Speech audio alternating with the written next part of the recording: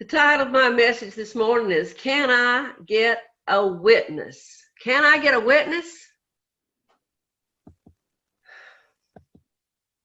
Here's some definitions.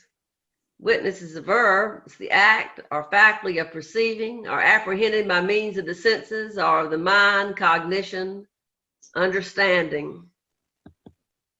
And it's a noun. It's an individual who, being present, personally sees or perceives a thing, a beholder, spectator, or eyewitness. It's a person or thing that affords evidence. And it's a person who gives testimony, who tells it, as in a court of law or in other places. Well, the witness I'm looking for is someone who seeks the truth, who tells the truth, and will stand up for the truth even in difficult times, maybe especially in difficult times. Now, we heard these passages that I read earlier and know that during that Holy Week, that some of those witnesses fell away. You know the story. I didn't tell it this time, but you know the story of Palm Sunday. All these folks out in Jerusalem waving their palm leaves, putting their coats down, yelling hallelujah and glory be. But then later that week, the mob is shouting, crucify him, crucify him. Where were those people that were standing there on Sunday morning? Had they fled, or did they join that crowd? Sometimes, you know, we all like a winner. And when our guy isn't winning, we desert them. When our friends aren't doing well or having problems, sometimes we just ignore them or back off. Sometimes we don't know what to say. We're not there. There were other examples. There was the Passover meal where all the disciples are gathered around Jesus when he washed their feet and lifted up the bread and wine. But where were they later? They ran away. And even Peter, denying that he ever knew him.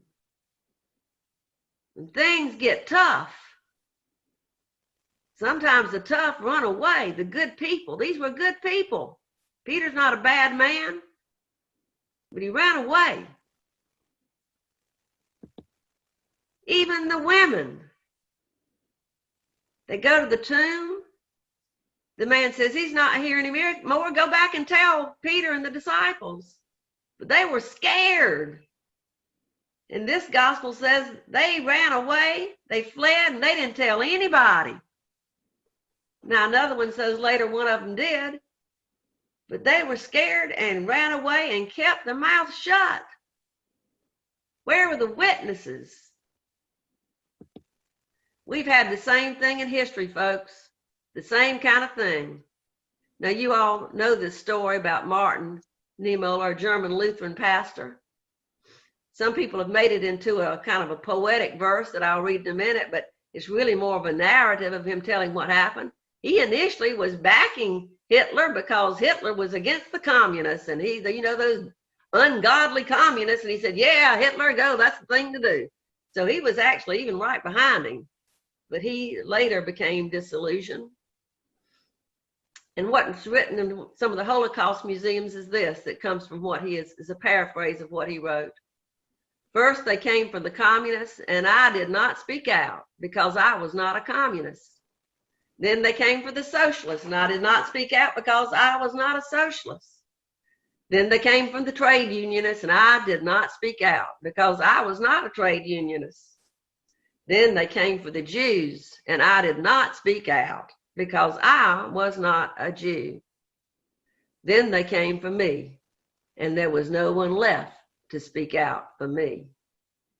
And so many times in our history in the United States, we have kept silent. We have not spoken out as we should have. Even us as Unitarian Universalists, we always like to pride ourselves for being on the front lines, but there are many times that we have stayed silent and not done what we should do. Many times. What are some of the times in our own history in the United States? Here are a few of them. The Trail of Tears and other outrageous actions against Native people. Where were our ancestors? And where are still many of us today? Slavery and Jim Crow laws. Like many of you, I lived through that. I grew up in Statesboro, Georgia. I grew up with all this, did nothing, said nothing, kind of wondered about it. Later, many years later, when we had our 40th anniversary of our class reunion, I wrote a letter of apology to my classmates who were some of the first that integrated our high school, and they appreciated that, but that was very little, very late. The persecution, oppression, and abuse of women, minorities, and many other groups. Criminal justice atrocities. Many of us read the book or saw the movie Just Mercy, and these things are still going on and against our immigration community as well. Unnecessary wars and violence. Bullying in many formats. Many formats. Online bullying is especially horrific. Failure to provide basic necessities for life. And the destruction of our planet and more. When I know, folks, now's a very, very difficult time. And we can't fight all these things all the time. We can't be witnesses all the time. I realize that. We're tired and some of us are sick. You have to take care of yourselves. Sometimes I do need to get in the bed and pull the cover over my head. And you might be like that too. But when we can, we need to be witnesses, especially now.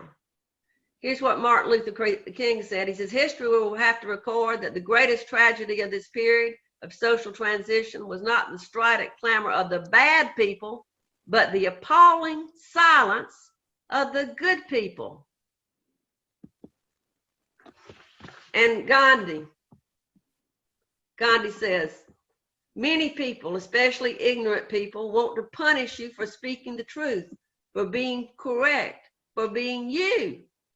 Never apologize for being correct or for being years ahead of your time. If you're right and you know it, speak your mind. Even if you are a minority of one, the truth is still the truth.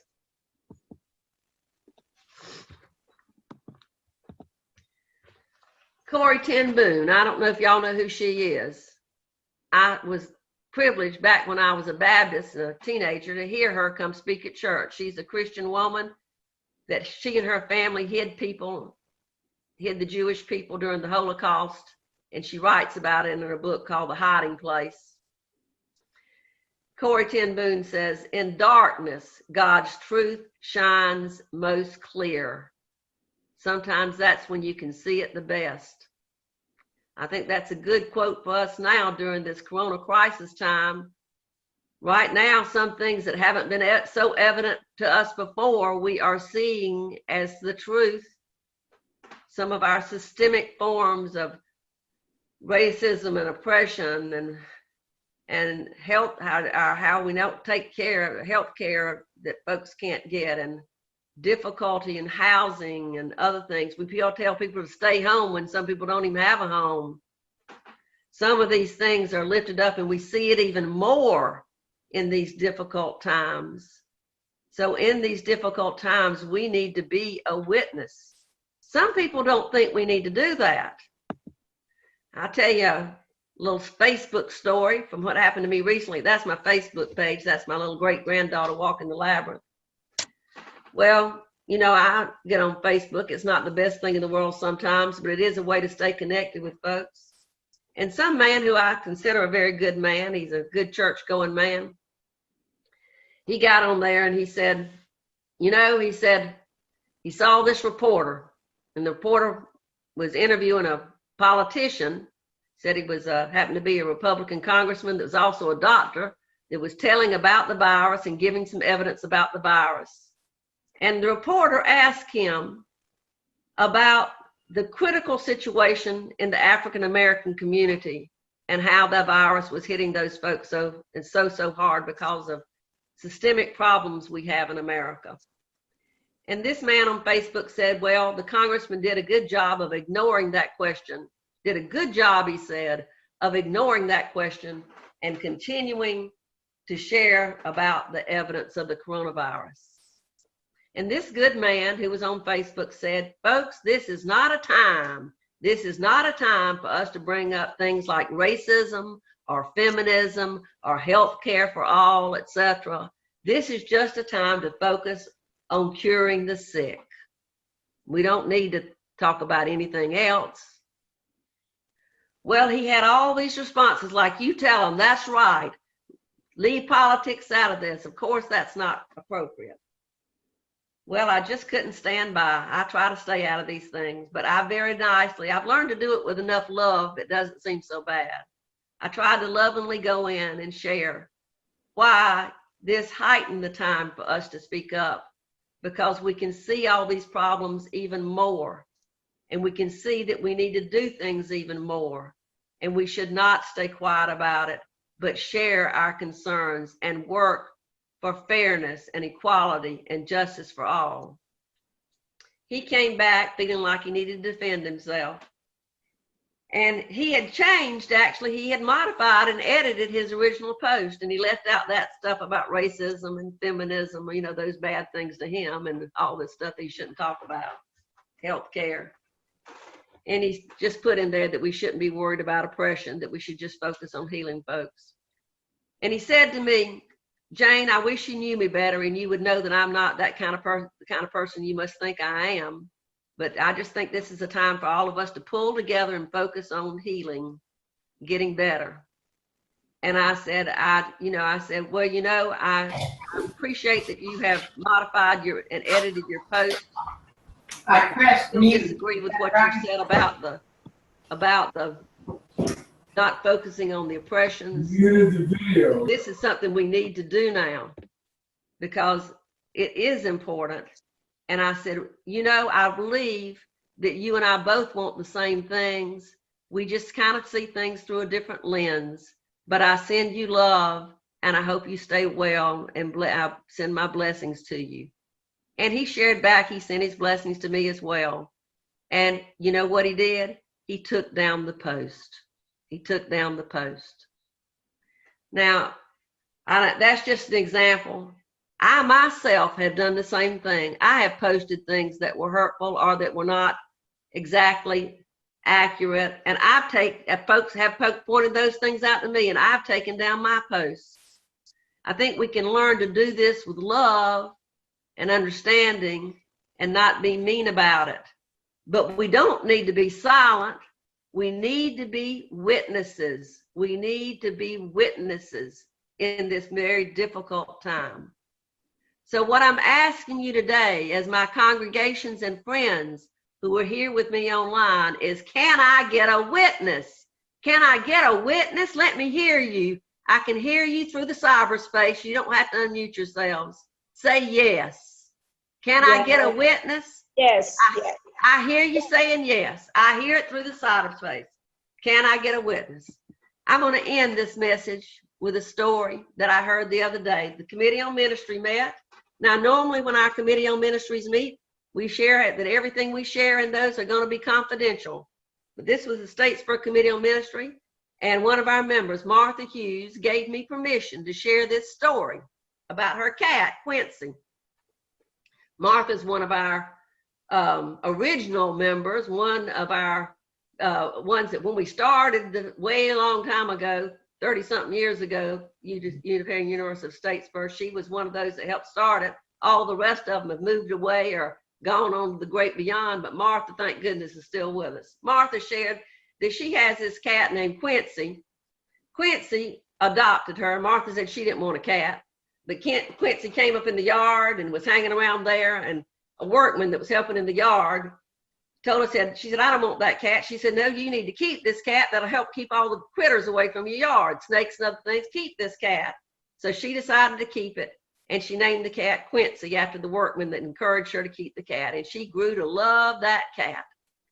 Well, Martha's having some renovations done on her house, and some workmen were out there this week, and Martha went out to kind of check on some of those renovations, and lo and behold, she saw Quincy out by the side of the road, laying out by the side of the road. She said it just broke her heart, and she said she couldn't go out there and get Quincy, couldn't get her. So she asked one of the workmen, said, go out there and get my cat, please, and take him back into the woods. I just don't think I can face it. So the workman did that. The next day, Martha went out. She was in the yard again looking at the work they were doing. Quincy came walking up. Quincy came a-walking up. Martha said, oh my gosh, there's Quincy. Well, Martha says to the workman, well, what did you do about Quincy? He said, well, he said, well, I did like you told me, and I went back there and I buried her in the woods. But Quincy came a-walking up. It was Quincy. And Martha was thrilled. Well, folks, that's a good story for Easter, isn't it? And just like that Quincy clawed herself through that dirt and came on back, we can paw and claw ourselves through this dark period, and we can come back too. And we will. We will come back and be together again. But until that day, I think that we can all join with Martha Hughes in her delight and her rejoicing and sing together for Quincy the cat. Let's sing hallelujah. Hallelujah.